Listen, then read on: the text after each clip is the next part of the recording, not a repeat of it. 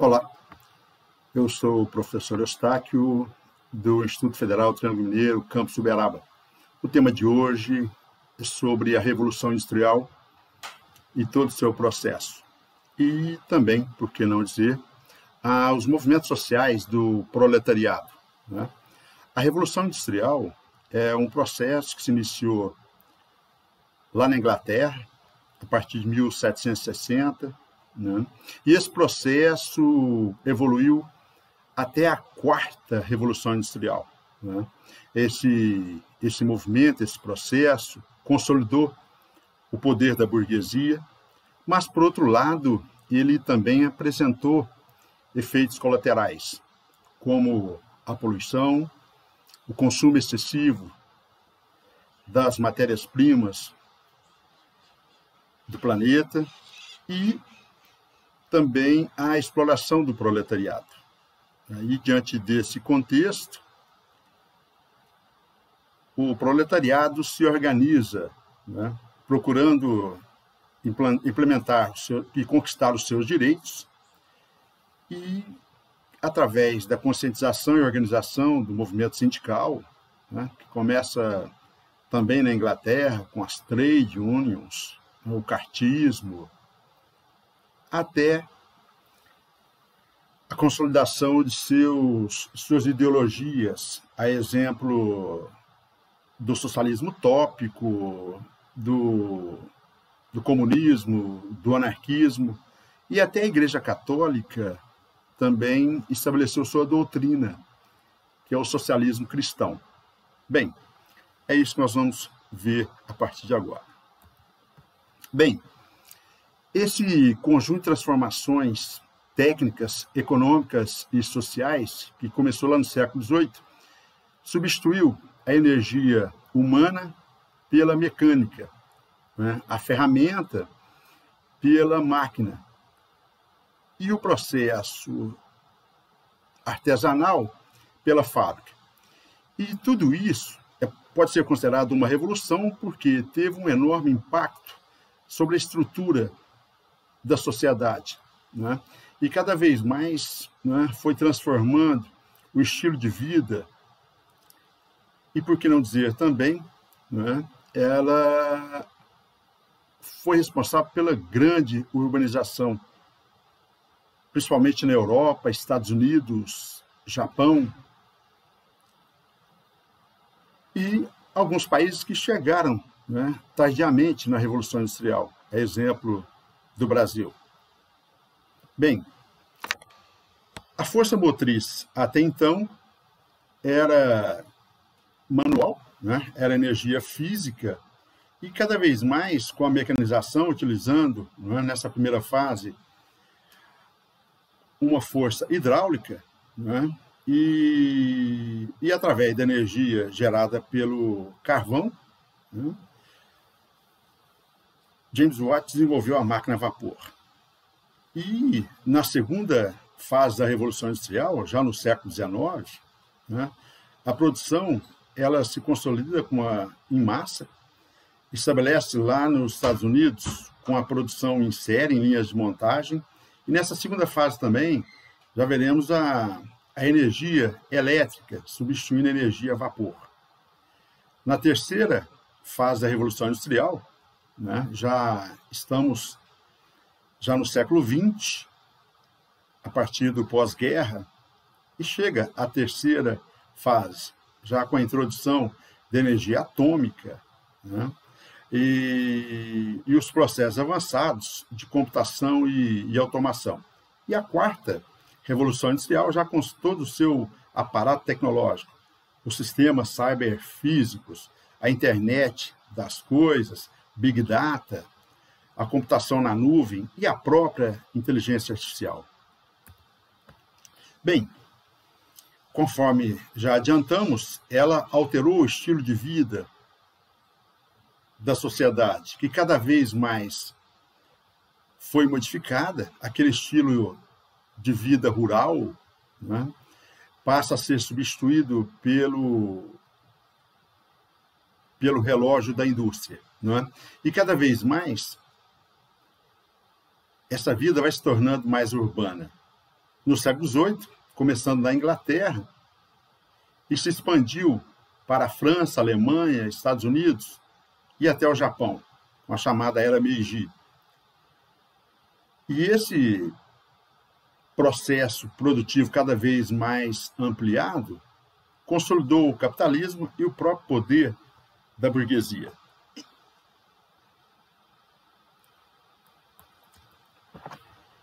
E quais são as características da Revolução Industrial? Conforme já adiantamos, ela substituiu a produção artesanal por processos fabris. Ela fez a transição do trabalho manual para os grandes galpões das indústrias. E, com a própria necessidade de especializar o mundo do trabalho, houve a divisão do trabalho. E essa divisão do trabalho e essa grande especialização, determinada pela necessidade de ampliar a produção, e se amplia a produção, isso deve gerar também uma demanda de consumo. Bem, a Revolução Industrial, o processo de renovação produtiva, ele contribuiu para o fim do mundo feudal, o fim daquele mundo rural, e também com a própria consolidação do capitalismo liberal, a ideia do Estado não intervir na economia, e a necessidade de buscar ampliar mercados consumidores, reduzir as tarifas alfandegárias, reduzir o protecionismo estatal, isso gera necessidade, e a Inglaterra foi a pioneira nesse sentido. Ela busca combater o modo de produção escravista, necessário substituí-lo, até para a consolidação do capitalismo por uma mão de obra livre e assalariada. E é nesse sentido também que a burguesia, cada vez mais, buscando ampliar o consumo, ela vai combater não só o tráfico negreiro, mas a própria escravidão. E assim, a necessidade de ampliar o consumo diante da necessidade de aprimoramento da tecnologia no processo produtivo, isso gerou cada vez mais a ampliação desse mercado mundial. Só os consumidores nacionais não seriam mais capazes de consumir toda a produção. E diante disso, houve também uma grande revolução no sistema de transportes. As fábricas, cada vez mais, elas distanciaram a relação entre o burguês, representando o capital, e o mundo do trabalho. E cada vez mais o trabalho e o próprio trabalhador, que eu vou chamar aqui de proletariado, ele se transforma em uma mercadoria. E essa mercadoria, cada vez mais explorada pela mais-valia. E é nesse sentido, com essa ampla urbanização, cresce a classe operária, o proletariado.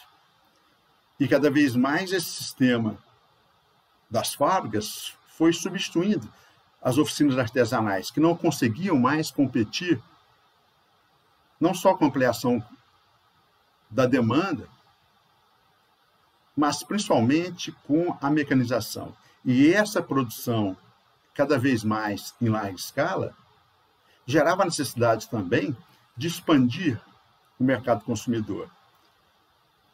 Aliado a esse crescimento acelerado das cidades, acompanhando o processo da Revolução Industrial, esse trabalhador, cada vez mais, foi jogado nas periferias das grandes cidades, sem condições de estabelecer e ganhando um salário extremamente baixo, ele não tinha condições financeiras para se estabelecer com uma moradia em condições dignas. Assim, essas cidades europeias, principalmente as cidades inglesas, como Londres, Manchester, Liverpool. Essas cidades eram um amontoado de pessoas morando em cortiços, em porões, em condições indignas de sobrevivência. Bem, e por que a Inglaterra foi a pioneira na Revolução Industrial? Além da acumulação de capital por parte da burguesia, não se esqueçam que foi o primeiro país a acabar com o absolutismo, a acabar com o antigo regime. A partir de 1688, com a chamada Revolução Gloriosa, se implantou uma monarquia constitucional, uma monarquia parlamentarista e liberal.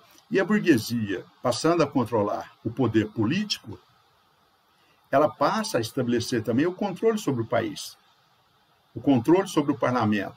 E através do controle do executivo, através do primeiro-ministro, ela vai criar leis e estabelecer um ritmo de governo capaz de atender os seus interesses. Essa burguesia, cada vez mais influente, empreendedora, com seu espírito capitalista, visando o lucro, ela vai se consolidar no poder e não perder mais até então. Não é? E, diante disso, não é? Influenciado pelos ideais iluministas, essa revolução gloriosa ela vai influenciar também o avanço dessas monarquias liberais, constitucionalistas, e colocar um limite ao poder do rei. Vai acabar também com os privilégios da sociedade estamental. E, por que não dizer também, com as amarras, com as barreiras impostas pelo mercantilismo. Né? E assim, a burguesia inglesa, já no poder, através do Oliver Cromwell, né? Um representante do parlamento que toma o poder na Inglaterra, ele vai decretar os atos de navegação. E esses atos de navegação consolidam a Inglaterra como a maior potência naval do planeta. Em qualquer oceano, os navios ingleses buscavam matéria-prima para abastecer as fábricas inglesas. E, por outro lado, também abasteciam todos os mercados mundiais. Outra questão importante também, que consolidou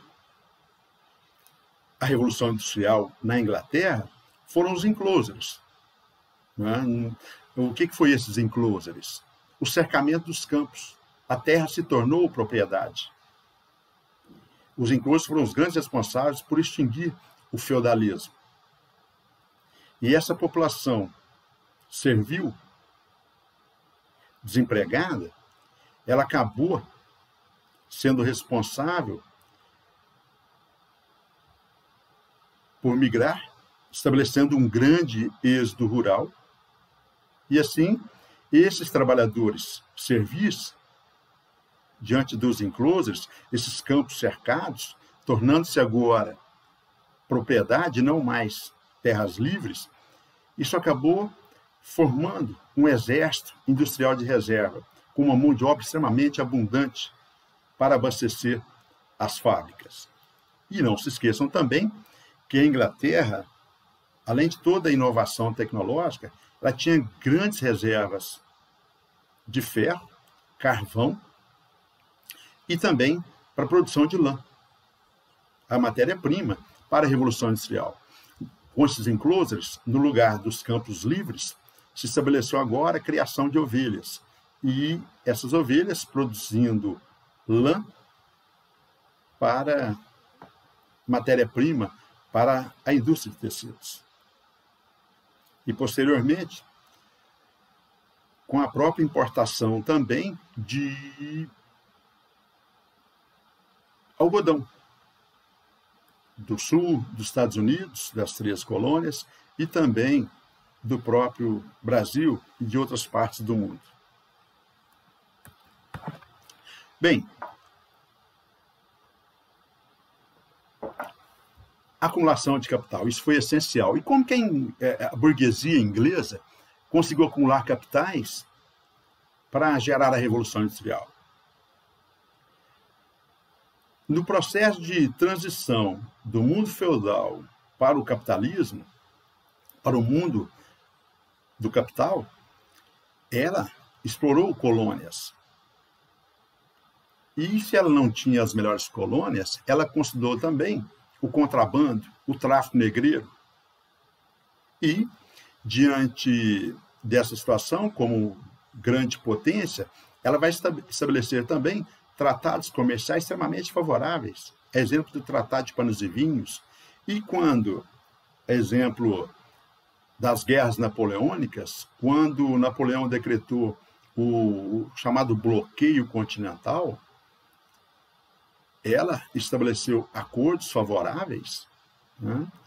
E com a abertura dos portos. Tanto é que o primeiro ato de Dom João VI, ao chegar ao Brasil, escoltado pela marinha inglesa, fugindo de Napoleão, foi abrir os portos às nações amigas. Na prática, o que estabelece aí?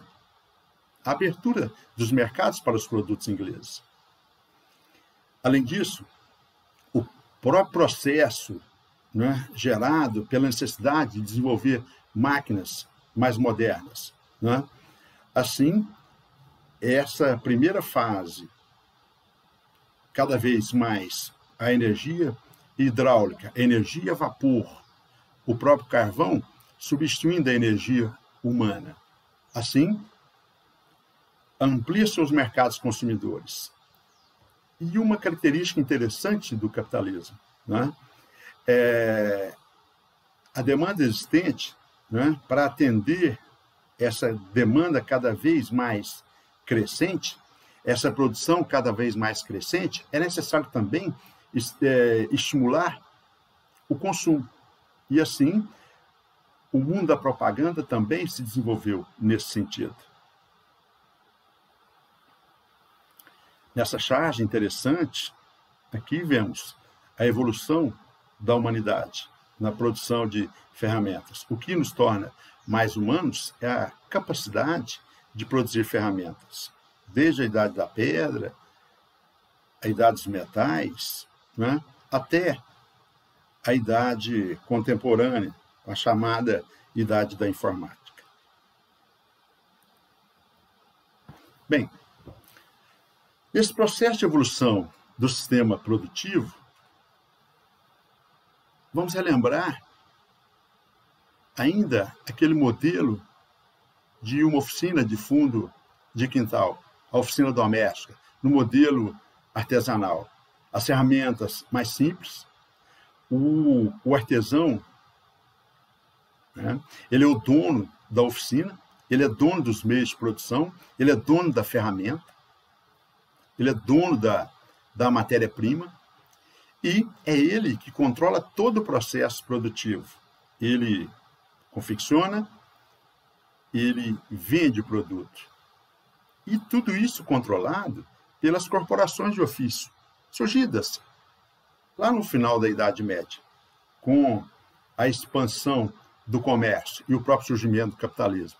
As corporações de ofício eram associações de artesãos, né, que controlavam a produção, a qualidade e o preço. E essas corporações também guardavam os segredos da profissão.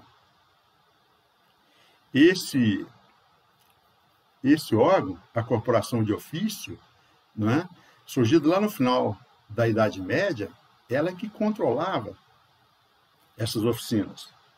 E uma questão bastante interessante: o trabalhador é ele que controla todo o ritmo da produção. E essa produção era de acordo com o consumo. Uma produção pequena, regulada, para não ter competição, né? Estabelecia-se também, através da corporação de ofício, o monopólio sobre o controle do preço. Assim, essa produção artesanal ela vai ser substituída pela Revolução Industrial. Aqui, nessa imagem, a oficina de um tecelão, um quadro de Gilles Humboldt, né? E vejam, na produção, toda a família trabalhando, no chamado trabalho doméstico. Bem, Nesse sistema doméstico, né, vai haver aqui uma evolução. Aumenta-se a demanda por produtos. Assim, olha como modifica. O artesão, ele vai receber a encomenda de um atravessador, vamos chamar aqui de homem de negócio, para fazer o produto. Esse empresário, esse homem de negócio, ele vai fornecer a matéria-prima, ele paga o artesão por produção, e é esse homem de negócio, esse burguês, que vai revender o produto final. Então, percebe a situação diferente do trabalho artesanal com o sistema já doméstico?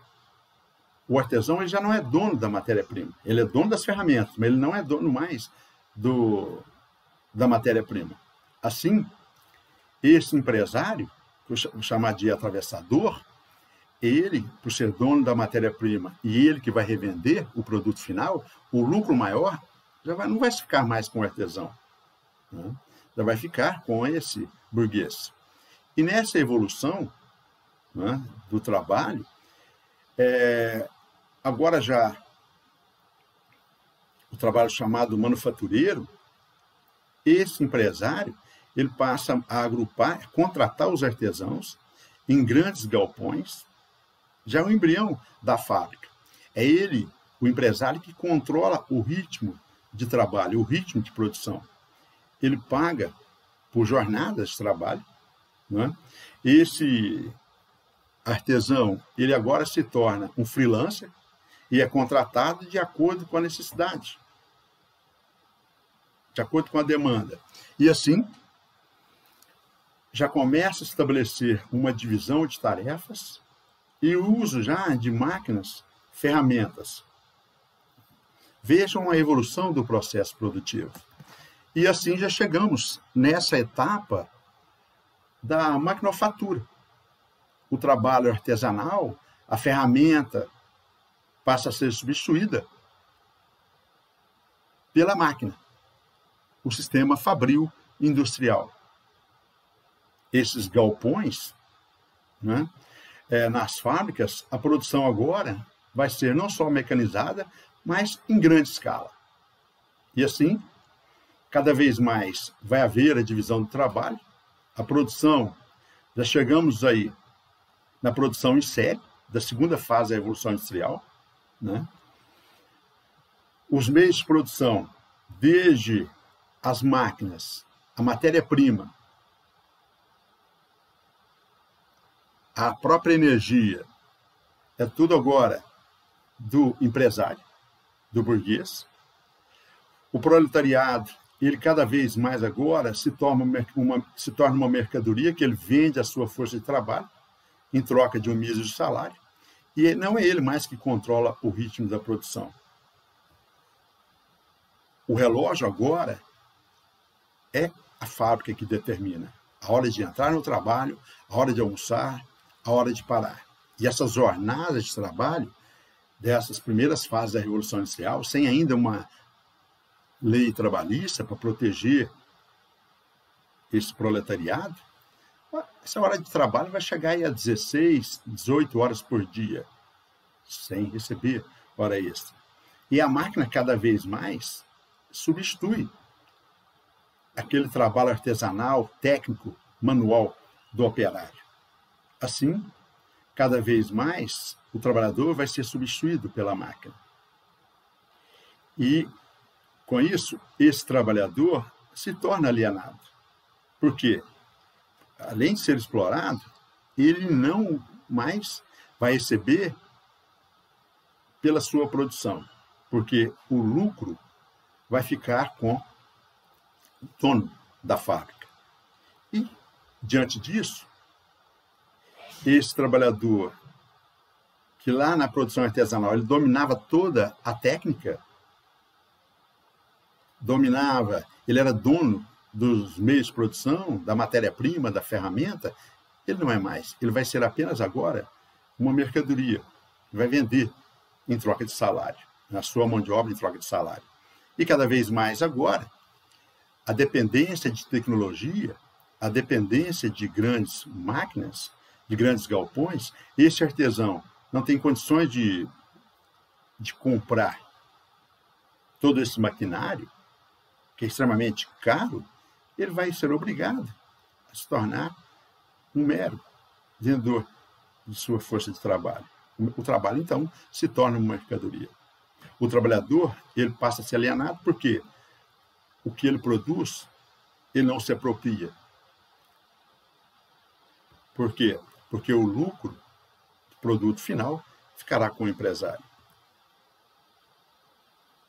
Aqui na divisão do trabalho, vejam que interessante, numa lavanderia, numa cooperação simples, lá no trabalho artesanal, essa imagem à esquerda, o trabalhador, ele lava, enxuga e guarda os pratos, os copos. Agora, já estabelecendo uma divisão do trabalho, o trabalho se torna cada vez mais fragmentado. Um só lava, o outro só enxuga e o outro só guarda. E óbvio, com a divisão do trabalho, o ritmo de produção vai ser muito maior e mais rentável para o burguês, para o proprietário da fábrica.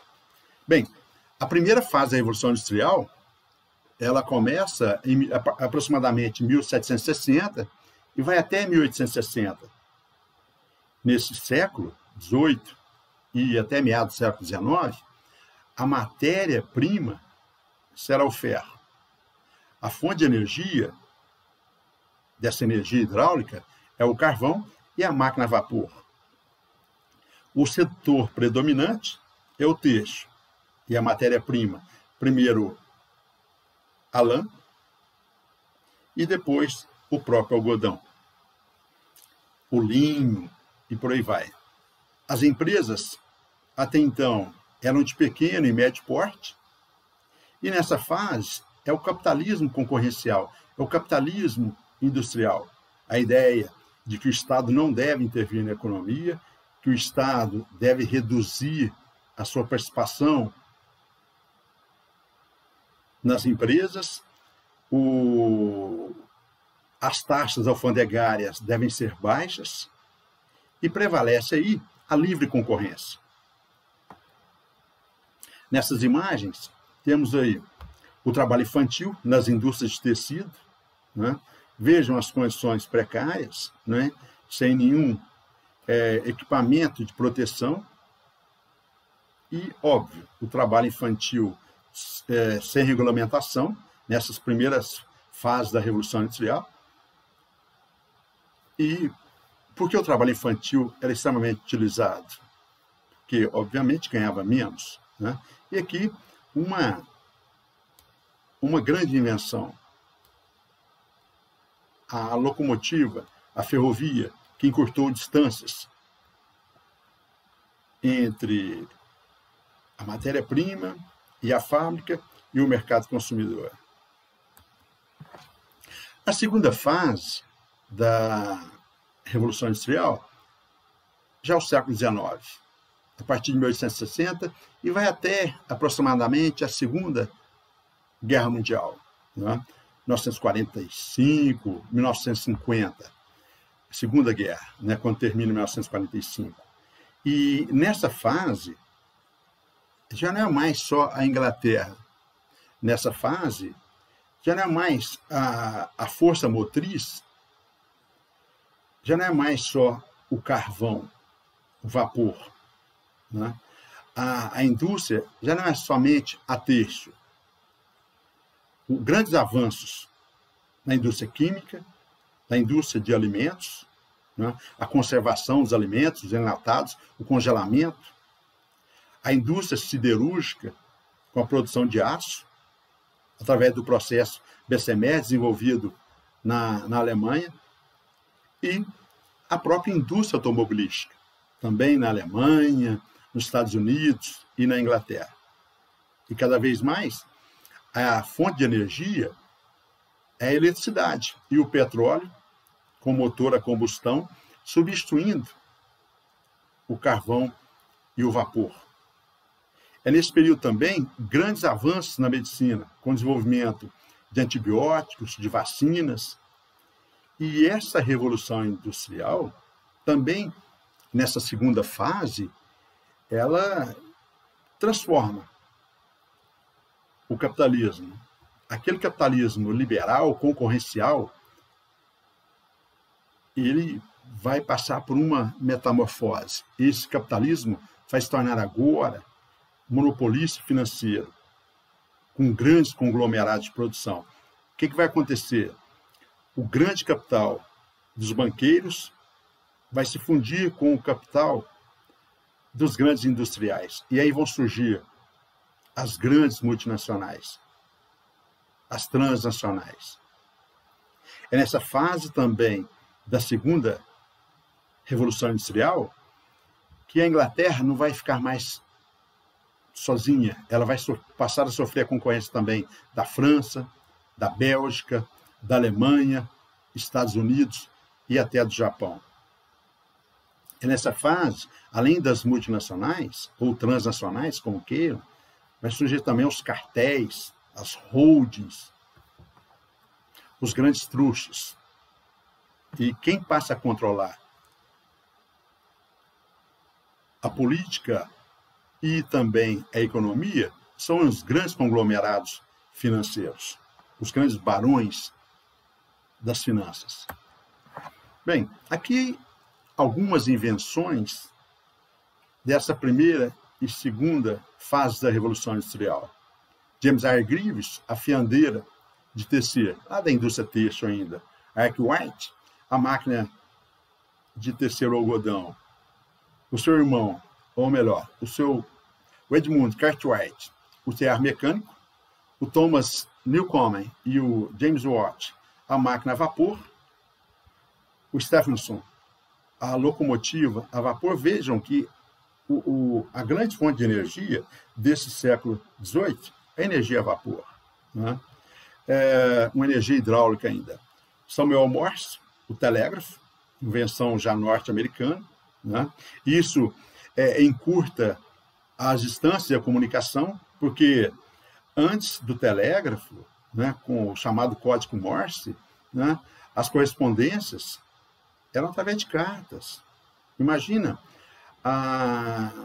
as correspondências da Europa para a América e para a Ásia, com o telégrafo encurtando distâncias, né, com os cabos telegráficos submarinos, o mundo tornou-se menor. A própria grande invenção de outro norte-americano, o Graham Bell, né, o telefone, né, ainda cambiado. Olha o tanto que evoluiu o ritmo da comunicação. Outra grande invenção. Carl Benz inventou o automóvel e o motor a gasolina. A Alemanha. Vejam que, na primeira fase, os grandes inventores são ingleses. E aí eles vão ser substituídos. Isso é uma própria característica da segunda fase da Revolução Industrial. Ela se expande para os outros países da Europa Ocidental e também para os Estados Unidos. Thomas Edison, o grande inventor da lâmpada elétrica, né, norte-americano, o italiano Marconi, inventor do rádio em ondas, e uma grande controvérsia. Quem inventou o avião? Santos Dumont, o brasileiro Santos Dumont, ou os irmãos Wright, norte-americanos? Na verdade, o avião, o 14 bis, que tem na imagem, o 14 bis que fez um voo sobre a Torre Eiffel, lá em Paris, França, ele não precisava ser catapultado, enquanto que o avião desenvolvido pelos irmãos Wright, ele precisava ser catapultado. E outra questão importante, os irmãos Wright patentearam a invenção. Bem, na terceira fase, conforme já dissemos, do pós-guerra, pós-segunda guerra, já vejam que a produção ela já avança. A fonte de energia é atômica. Nessa fase agora já temos a Guerra Fria, a bipolarização entre Estados Unidos e União Soviética, que passam a disputar não só a hegemonia sobre o planeta, mas também sobre o espaço. É a época, já nos anos 60, da corrida espacial. Yuri Gagarin, o russo, faz o primeiro voo orbital sobre a Terra. Depois, os Estados Unidos, com o presidente John Kennedy, cria a NASA. E nessa corrida espacial, em 69, os Estados Unidos levam o homem à Lua. É nessa fase também o desenvolvimento dos computadores, a internet, uma arma de guerra, o desenvolvimento sofisticado, cada vez mais, de software, robótica e eletrônica. E o avanço na ciência, na produção farmacêutica, no desenvolvimento da tecnologia e das próprias TICs, a tecnologia da informação e da computação. Assim, há grandes avanços na engenharia genética, na biotecnologia e também com o desenvolvimento da robótica na indústria automobilística. Bem, e a partir da virada do século XX para o século XXI, né, esse século XXI é marcado pela chamada indústria 4.0, a chamada revolução industrial. As tecnologias agora são muito mais dependentes desse mundo virtual, desses sistemas cyberfísicos, integrando cada vez as máquinas com os sistemas virtuais, né? A Big Data armazenando em grande quantidade os arquivos em rede, a própria internet das coisas. Essas máquinas cada vez passam a ser hiperconectadas a essas redes desse mundo virtual, né? A própria inteligência artificial, as máquinas superinteligentes passam não mais a depender da inteligência e da interferência humana. As máquinas se interconectam, né?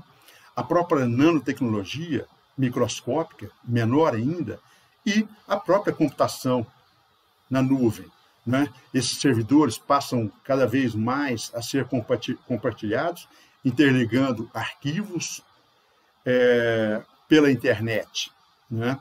E assim, em qualquer lugar do planeta, desde que você tenha acesso à internet, você pode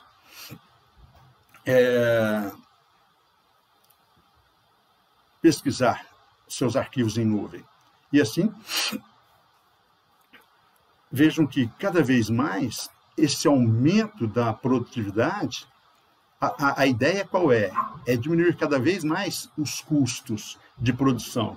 Mas, por outro lado, esse mundo cada vez mais virtual, ele passa a correr riscos dos piratas cibernéticos, os cyberataques.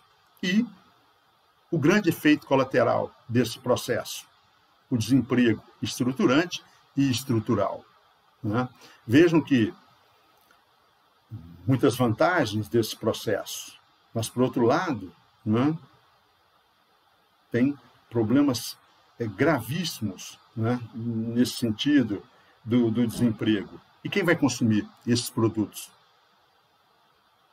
Se cada vez mais quem não se qualificar, né, quem não se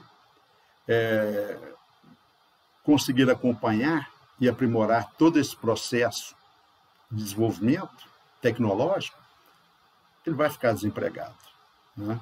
Essa é a grande questão a ser resolvida. Nessa charge, né, é interessante a sociedade de caçadores e coletores, a sociedade agrícola do mundo medieval, a sociedade industrial e a sociedade em rede. Cada vez mais, o homem dependendo das TICs, das tecnologias da informação. Bem, e todo esse processo de produção industrial gera necessidade também de evoluir os transportes e as comunicações. A locomotiva, navegação a vapor, ela diminui as distâncias, ela encurta as distâncias. O planeta, né, as viagens, né, cada vez mais tornam-se mais curtas, no sentido de que, com a evolução dos meios de transporte e comunicações, né, vejam, as locomotivas do início da Revolução Industrial eram de 20 a 40 km por hora, né? Olha a evolução dessas locomotivas hoje com o trem-bala.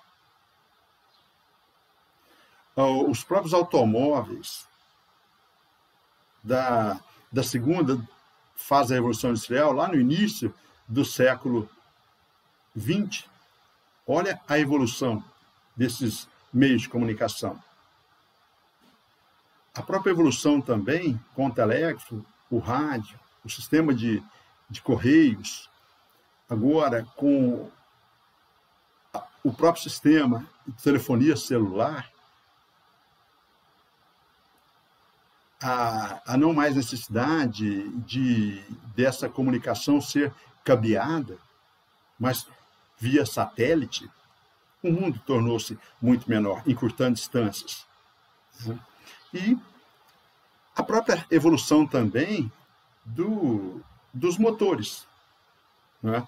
Com essa evolução do motor a combustão, né? A dependência do petróleo e a própria necessidade de produzir energia limpa, né? A própria evolução da energia solar, né?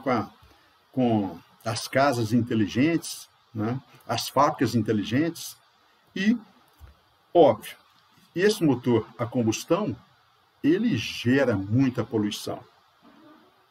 E é diante disso que os países mais desenvolvidos, como os países europeus, já estão prevendo que a partir de 2030, alguns até antes, né, eles não vão aceitar mais motores a combustão. A solução, então, né, seriam os carros movidos a outra fonte energética, né, que uma energia mais limpa.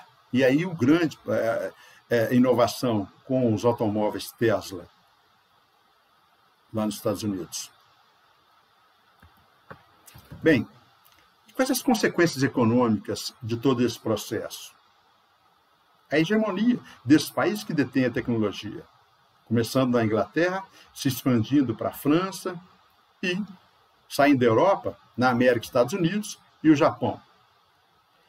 E, nesse momento, já na segunda fase da Revolução Industrial, este capitalismo monopolista financeiro, com a fusão de bancos e indústrias, surge, então, né, as empresas sociedade anônima. E essas empresas, essas grandes transnacionais, o capital dessas empresas passa a ser aberto e vendido na Bolsa de Valores. E esses mercados passam a ser em escala cada vez mais planetária. E isso acaba gerando, né, grandes lucros de bancos, indústrias e essas grandes empresas, as SA. Assim, essas empresas de capital aberto pressionam os governantes para ampliar seus mercados consumidores. E é nesse sentido que essas grandes empresas que controlam os governos, que controlam não só a economia, mas também o poder político, o poder dessa burguesia, vai impulsionar essas potências a ampliar esses mercados. E é assim que eles vão fazer o chamado neocolonialismo, esse neoimperialismo e a partilha de África e Ásia. A busca de novos mercados, matéria-prima e áreas novas de investimento de capitais O capitalismo não pode parar, né? E todo esse processo, né, de competição entre as grandes empresas e países gera não só o imperialismo, mas as próprias guerras mundiais, né? Tanto a primeira quanto a segunda são disputa de mercados.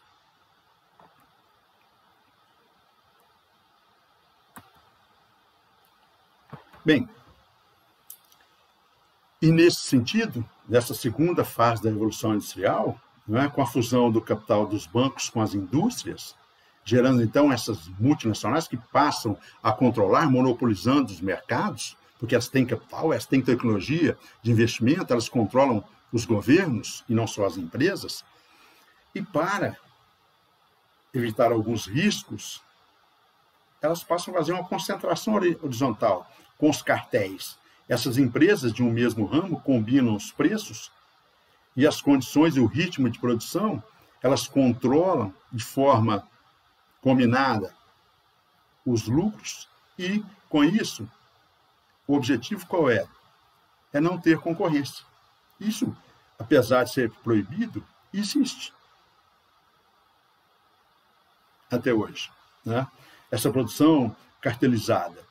Outra característica interessante também é essa concentração vertical. Os grandes trustes, as grandes holdings, né, que têm um controle de toda a produção, de toda a empresa e todas as suas etapas. Uma mesma empresa, ela produz a matéria-prima, ela transforma essa matéria-prima e vende. E assim, ela diminui o grau de imprevisibilidade do risco do negócio e aumentam os lucros, né? E assim, nessa imagem, temos aqui as grandes transnacionais, né, que passam a controlar toda a produção, desde a produção inicial até a produção final. E elas controlam os governos, elas financiam as campanhas dos políticos. E óbvio, né, que mesmo um sistema democrático, em que o povo vota, mas, na verdade, ao financiar campanhas, é elas que controlam, na verdade, o poder político, e não só econômico. Bem, nesse mundo da Revolução Industrial, na transição do século XIX para o século XX, na segunda fase da Revolução Industrial, o mundo do trabalho ele se torna cada vez mais especializado. É necessário reduzir os custos, ampliar cada vez mais a produção e os lucros, e assim, Frederick Taylor introduz a chamada organização científica no processo de produção. O trabalho cada vez mais vai se tornar específico, o ritmo de trabalho passa a ser cronometrado para gerar máximo rendimento, obviamente, máximo lucro. A ideia qual é? É não desperdiçar energia. O trabalhador se torna extremamente especialista, vejam que ele não controla mais toda a produção, né? O trabalhador já não é mais o dono da matéria-prima, ele já não controla o seu horário de trabalho, e ele não controla nem mais a sua força de trabalho. É o relógio da fábrica que vai controlar. E assim, a ideia qual é? É tudo cronometrado, tudo controlado. Minimiza-se cada vez mais os movimentos, elimina-se as tarefas supérfluas e o próprio tempo de produção. E cada vez mais há um controle e, nesse mundo do trabalho, a hierarquia, com os cargos de chefia, os cargos de superintendência, gerenciamento no ambiente de trabalho, e cada vez mais competitivo. E esse trabalho repetitivo aliena, ele automatiza o trabalhador. Nessa imagem à esquerda, o genial Charlie Chaplin, no filme Tempos Modernos, né, ele, através de seu gerente, exigindo que ele produza cada vez mais rápido, né? Bem, nessa evolução do Taylorismo, temos o Fordismo, na fábrica americana do Henry Ford, na fábrica automobilística, né? Quando ele introduz outra grande evolução, a chamada esteira rolante, né? No sistema de montagem. E com isso, com a esteira rolante, o trabalhador ele não precisa se deslocar. É a máquina, através da esteira, que vai deslocando e o trabalhador, com isso, evita a perda de tempo deslocando. E assim, aumenta-se a produtividade, gera grandes estoques e produção em massa, otimiza-se o trabalho e os lucros. E aí, cada vez mais, já com energia elétrica, o motor a combustão, né, otimiza essa automação, baixando o custo final dos produtos. Os automóveis, no início, né, os Fords eram sempre na cor preta. E outra questão importante, essa produção em massa diminui os custos e ele pode colocar esse produto final, o automóvel, para ser consumido pela classe média americana. E assim, esse trabalho cada vez vai se tornar repetitivo e aliena o trabalhador, né? Olha essa charge, essa tirinha. Vou me aposentar amanhã e sabe o que vou fazer? Andar até o fim dessa linha de montagem e descobrir o que estou fazendo há 30 anos. Né? Vejam que o trabalhador ele não sabe o produto final que produz. E, principalmente, ele não se apropria do produto final, porque ele não é dono mais da mercadoria, da ferramenta, da máquina e do que ele produz. Ele é apenas uma mercadoria e vende a sua força de trabalho. Outra grande evolução, isso já no Japão, no século XX, na transição da segunda para a terceira revolução industrial, a partir do pós-guerra, quando o Japão, derrotado na guerra, passa a receber pesados investimentos de reconstrução, na esteira da doutrina Truman, de combate ao comunismo, Plano Marshall, Plano Colombo, Plano Marshall para reconstruir a Europa. Os Estados Unidos investem também pesado no Japão, não é, para se tornar uma vitrine do capitalismo extremo da Ásia. Né? Até porque, em 1949, a China se torna comunista. E assim, para não perder a Guerra Fria e manter o capitalismo, o Japão torna-se área de investimento dos Estados Unidos. E assim, investimento pesado na modernização do país, na fábrica da Toyota, já com uma nova forma de produção, utilizando informática e robótica, o sistema que revolucionou a produção, o sistema just-in-time, né? Ou seja, a produção é de acordo com a demanda, já não tem mais grandes estoques. Os estoques são mínimos. E outra, as jornadas de trabalho são flexíveis. E é óbvio que, com isso, gera também a necessidade de quê? De mudar a legislação trabalhista. Né? O trabalhador ele não é mais especializado em fazer só um tipo de produto, como lá no Fordismo. Ele é multifuncional, ele é multitarefa. E com isso, estoques mínimos, lucros máximos. Outra questão importante, essa extrema dependência da informática, da robótica, os robôs, a informação, esses sistemas cyberfísicos, eles geram desemprego em massa.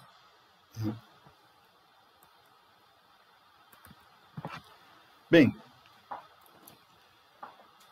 Taylorismo associado ao Fordismo e o Toyotismo, eles permitiram aumentar essa produção e ajudam, por que não dizer, a necessidade também de consumir em massa.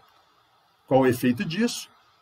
A necessidade de massificar essa produção, a necessidade de padronizar a produção. Assim, esse consumo em massa, em qualquer canto do planeta, sejam nos Estados Unidos, seja no Japão, na América Latina, na África, qual que o desejo de ter um iPhone, um iPod, um celular de última geração, um automóvel de última geração, né? E assim, cada vez mais, né, há uma obsolescência programada, né, porque a necessidade de gerar cada vez mais, através da propaganda, a necessidade do consumo, né? Consumo, logo, existe.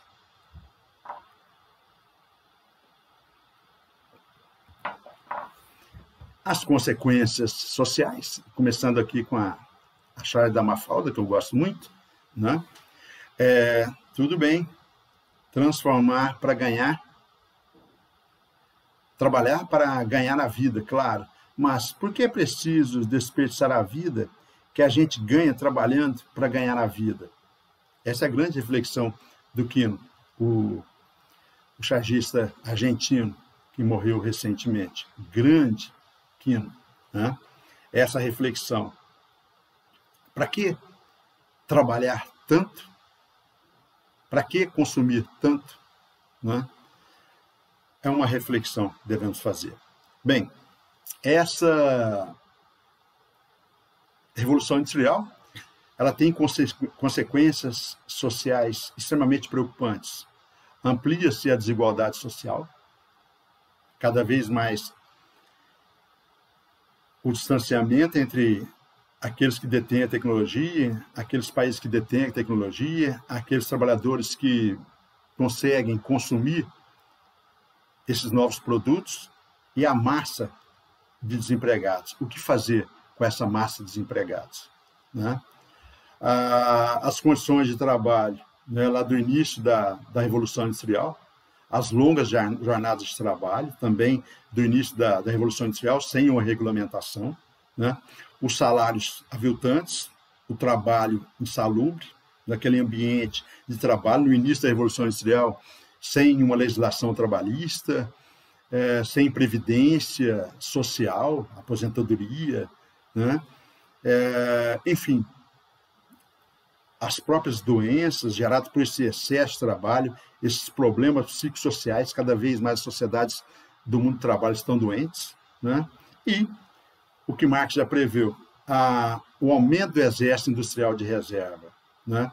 O trabalhador desempregado, ele pressiona aquele que está empregado, né?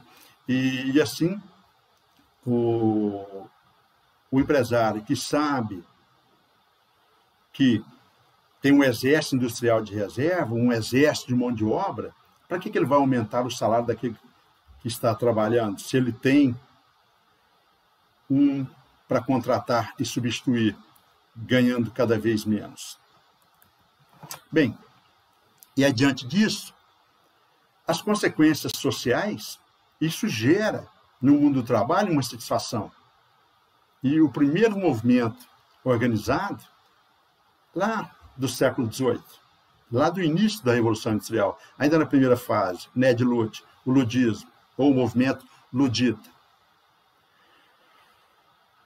estabelecendo que as máquinas geraram desemprego e as máquinas substituíram o trabalho do artesão, ele faz o movimento da sabotagem, né, quebrando as máquinas para contestar as péssimas condições de trabalho. E esse movimento de quebra das máquinas é o primeiro já movimento de contestação a essa revolução industrial. E a punição é extremamente rigorosa para esses sabotadores, para esses destruidores das máquinas, né? A forca. E assim, o trabalhador, ele percebe que é necessário se organizar, é necessário resistir, é necessário se organizar nas chamadas trade unions, os chamados primeiros sindicatos operários lá na Inglaterra. E aí eles passam a exigir direitos trabalhistas, jornada de trabalho menor, pagamento de hora extra, direito à aposentadoria, indenização por acidente de trabalho, né? Regulamentação também para o trabalho feminino, proíbe-se o trabalho infantil, e assim o trabalhador percebe que a luta ela deve ser mais abrangente, e não só nos sindicatos, mas aí também ele percebe que o trabalhador ele deve lutar por direitos trabalhistas, mas também exigir o direito de participação política, porque a legislação é feita pelo poder legislativo, por deputados, e assim a necessidade de participar do voto. E aí qual que é a proposta desse movimento cartista? Estabelecendo uma carta com uma série de reivindicações, lutando não só por direitos trabalhistas, mas também por direitos políticos e sociais, como o voto universal, o voto secreto, o fim do voto censitário, aquele voto que para você ser eleitor você tem que ter renda. E uma reivindicação também para que os pobres tenham condições de participar do processo político e eleger-se representante das legislaturas a remuneração, que até então o trabalho dos políticos não eram remunerados, mas cabe a pergunta, na concepção desse movimento cartista, como que o trabalhador, o operário, se ele for eleito, como é que ele vai sobreviver sem ganhar o salário? Numa grande reivindicação, numa grande mobilização, é óbvio, nessa luta de classes, a burguesia e seus representantes no governo, eles barraram, enquanto puderam, esses direitos dos trabalhadores. Bem, assim, nessa evolução das chamadas doutrinas, dos movimentos sociais dos trabalhadores, o chamado socialismo utópico.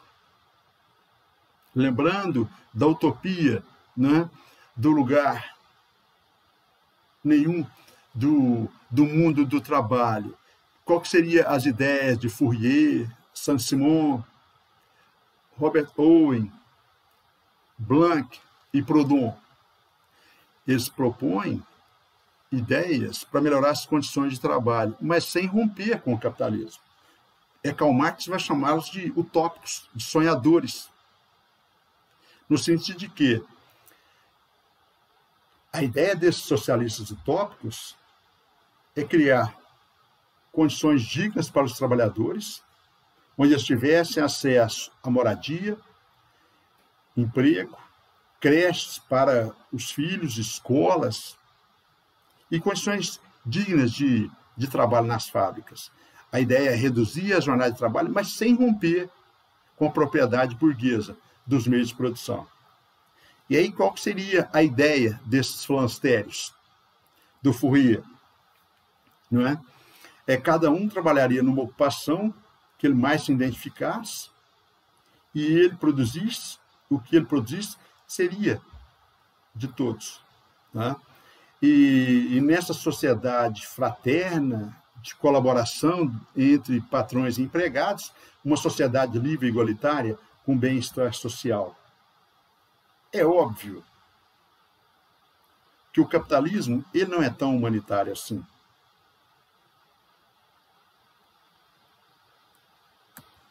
Bem, é diante desse contexto que, em 1848,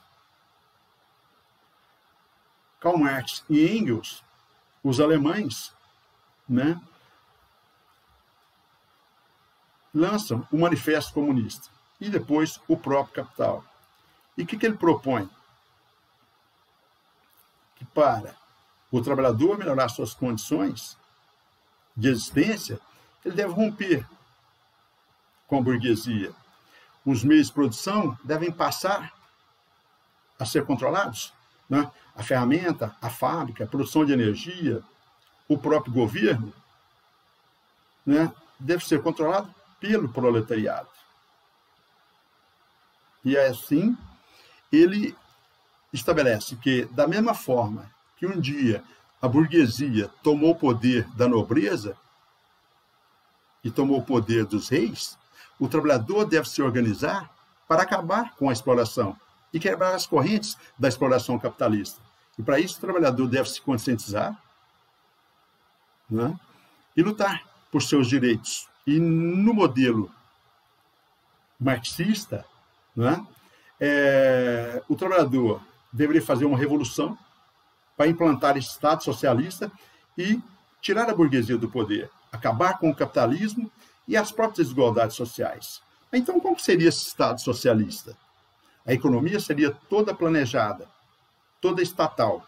O Estado, representando os interesses do proletariado, que estaria no poder, ele controla os bens de produção. Toda a produção é coletivizada e, assim, elimina a propriedade privada. Esquece a ideia do isso é meu. A ideia agora qual é? A propriedade coletiva. O fim da exploração e da luta de classes. Se todos agora são iguais, não haveria mais a luta de classes entre patrões e empregados, burguesia versus proletariado. E assim, acabaria com a mais-valia, com a exploração e com o lucro da burguesia. E nessa etapa de transição, Karl Marx propõe, para acabar com o Estado capitalista, com o Estado burguês, a Revolução Socialista. E, posteriormente, na evolução desse Estado socialista, quando o trabalhador já estivesse consolidado o poder do proletariado, quando já estivesse afastado a burguesia do poder, se implantaria a etapa final. Então, o socialismo seria a transição, a ponte para chegar ao Estado perfeito, na concepção de Marx e Engels, que seria o comunismo, e já não haveria mais a luta de classes. Assim,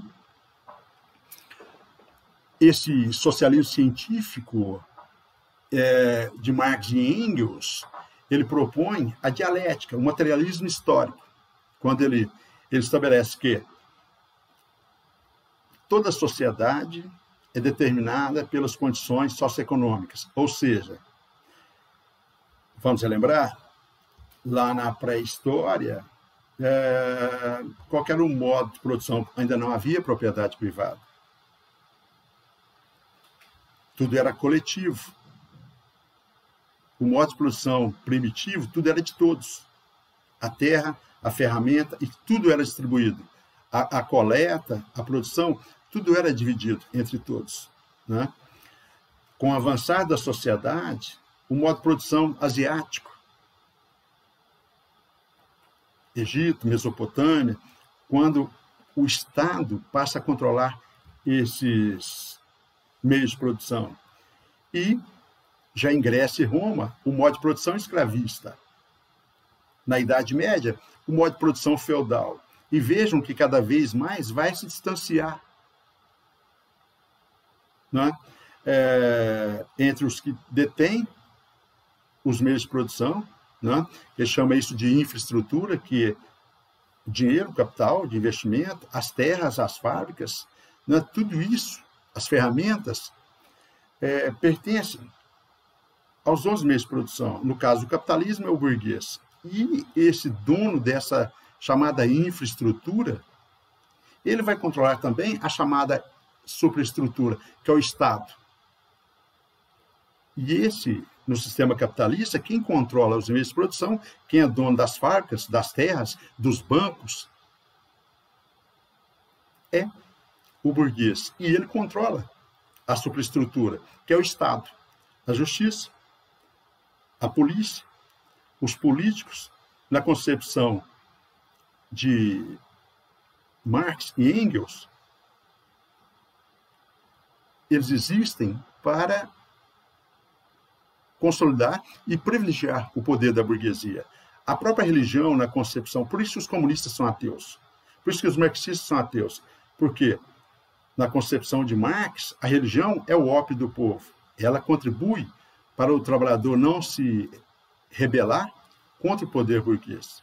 E assim, os próprios meios de comunicação também alienam o trabalhador, para que ele não questione a exploração burguesa. Outra concepção marxista e de Engels é a luta de classes. Nessa relação de produção entre burguesia e proletariado, ela é sempre de exploração. Porque o trabalhador, ele não se apropria do que ele produz. O trabalhador, ele vende a sua força de trabalho. Ou seja, o que ele produz, ele não se apropria, porque o lucro é do burguês. Porque cada vez mais o proletariado pauperizado, ele não é dono mais da ferramenta, ele não é dono mais da matéria-prima, ele não é dono da sua força de trabalho, e ele não é dono do produto final. E essa relação é sempre exploração, através da mais-valia. O que é a mais-valia? O que é essa concepção? É o trabalho realizado pelo proletariado, que não é pago dignamente. E essa é a principal fonte de lucro, é a relação, né? É sempre exploração no sistema capitalista. E como Marx propõe? Através da revolução do proletariado, da conscientização do proletariado. Porque, na concepção dele, o que é a ideia? Que o trabalhador, ele deve se apropriar dessa infraestrutura. O trabalhador, ele deve se apropriar do capital, das terras, das fábricas, enfim, para ter controle também sobre o Estado. E a própria mídia, para ele chegar ao poder, ele deve fazer a revolução do proletariado. E o primeiro país a consolidar esse poder do proletariado foi a Rússia, depois União Soviética. Marx não foi contemporâneo da Revolução Russa de 1917, ele já havia falecido. Bem, outra concepção do proletariado, outro movimento do proletariado é o anarquismo. O anarquismo, desenvolvido por Bakunin, Tolstói, Malatesta, o que eles propõem? Eles criticam o marxismo, eles criticam o socialismo. E qual a diferença? Porque na concepção dos anarquistas, todo poder, todo Estado é opressor, independente seja um Estado capitalista ou um Estado socialista. Todas as relações sociais de poder oprimem. Na concepção dos anarquistas, o Estado deve ser destruído. A própria palavra anarquia, né, do grego, ausência, arquismo, arquia, poder, ausência de poder. Na concepção dos anarquistas, né, além de criticar o capitalismo, eles também criticam o Estado socialista, que todo poder é opressor. Assim, como seria a concepção desse Estado anarquista? É tudo dividido entre todos, de forma igualitária. Até o casamento, na concepção dos anarquistas, é uma relação de poder desigual, né? E assim, eles criticam também o capitalismo, mas divergem dos marxistas na relação do Estado, porque na concepção dos anarquistas, o Estado deve ser destruído, independente de ser um Estado capitalista ou socialista, segundo Bakunin, Tolstói e Malatesta, esse Estado é opressor. Então, como seria uma sociedade anarquista? Tudo de todos, sem propriedade privada, sem propriedade estatal, tudo de todos, todos colaborando de forma, né, em que não haja mais divisão de classes sociais, patrões, empregados, burgueses, proletariados. Né? A ideia é que tudo seja de todos. Esquece a concepção do meu, tudo é nosso. Bem, e a Igreja Católica, ela também passa a defender os trabalhadores, mas sem romper com o capitalismo. O Papa Leão XIII lança também uma doutrina, a encíclica Rerum Novarum, e ele estabelece o quê? Não se esqueçam, a Igreja Católica, ela é anticomunista, porque os comunistas são ateus. Então, para preservar os interesses capitalistas, né? Não se esqueçam que a igreja, ela faz parte da superestrutura, né? Junto com a polícia, a justiça e a própria política, né?